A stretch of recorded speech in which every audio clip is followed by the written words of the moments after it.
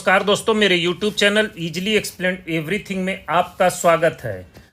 मेरे पिछले वीडियो में हम लोगों ने जाना कि winding resistance and insulation resistance क्या होता है और उसको कैसे मेजर करते हैं। अब बात आती है कि ये कंडक्टर का साइज और इंसुलेशन का साइज किस पर निर्भर करता है, थोड़ा ये भी देख लेते हैं। ये जो कंडक्टर है और इसके ऊपर एक इंसुलेशन लगा है, ये मान लीजिए 12 वोल्ट की बैटरी है, इससे 10 एम्पीयर की करंट फ्लो हो रही है। अगर हम इसी सर्किट में कुछ ऐसा करें कि यहाँ 10 एम्पीयर की जगह 100 एम्पीयर की अगर इस कंडक्टर के थ्रू करंट फ्लो होने लगे बिना वोल्टेज को बढ़ाए, अगर हम ऐसा मटेरियल यूज कर ले जिसका रेजिस्टेंस बहुत कम हो, तो इससे 100 एम्पीयर की करंट फ्लो होने लगी। तो 100 एम्पीयर की करंट फ्लो करने के लिए जो अंदर वाला कंडक्टर है ये डिज़ाइन तो नहीं है।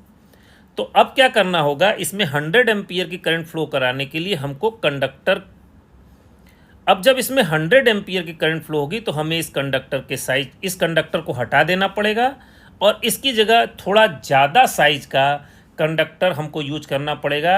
यानी कि जब करंट की वैल्यू बढ़ेगी, जब करंट की वैल्यू बढ़ेगी तो किसका साइज बढ़ जाएगा, कंडक्टर का साइज बढ़ जाएगा।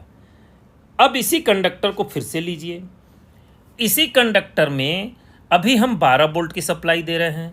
अगर इसी कंडक्टर में हम 1200 वोल्ट की सप्लाई देने लगें और करंट को लिमिटेड रखें, ऐसा कोशिश करें कि इससे करंट 10 ऐसा करें कि इससे 10 एम्पीयर से ज़्यादा की करंट न फ्लो हो पाए, और हमने सप्लाई वोल्टेज को 12 वोल्ट से 1200 वोल्ट तक बढ़ा दिया, तो हमको क्या बढ़ाना पड़ेगा, इंसुलेशन का साइज बढ़ाना पड़ेगा। इसके ऊपर एक और इंसुलेशन की परत हम चढ़ा देंगे, जैसा कि स्क्रीन पर दिख रहा है।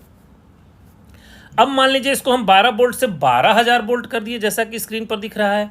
तो क्या करना होगा, पहले तो हम 12 एक इंसुलेशन पर चढ़ाए थे, अब हमको एक और इंसुलेशन की परत एक और इंसुलेशन का लेयर बढ़ाना पड़ेगा। यानी कि जब जब वोल्टेज इंक्रीज होगा, जब वोल्टेज इंक्रीज होगा, हमारे इंसुलेशन की साइज, थिकनेस इंक्रीज होगी।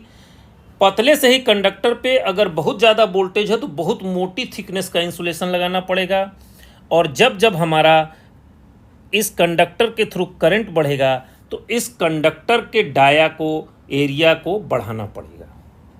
मेरे को लगता है इस वीडियो को देखने के बाद इंसुलेशन, कंडक्टर और वाइंडिंग रेजिस्टेंस का कॉन्सेप्ट क्लियर हो गया होगा। मेरा वीडियो पसंद आया हो तो सब्सक्राइब, लाइक, कमेंट और शेयर जरूर कीजिएगा। धन्यवाद। जय हिंद, जय भारत।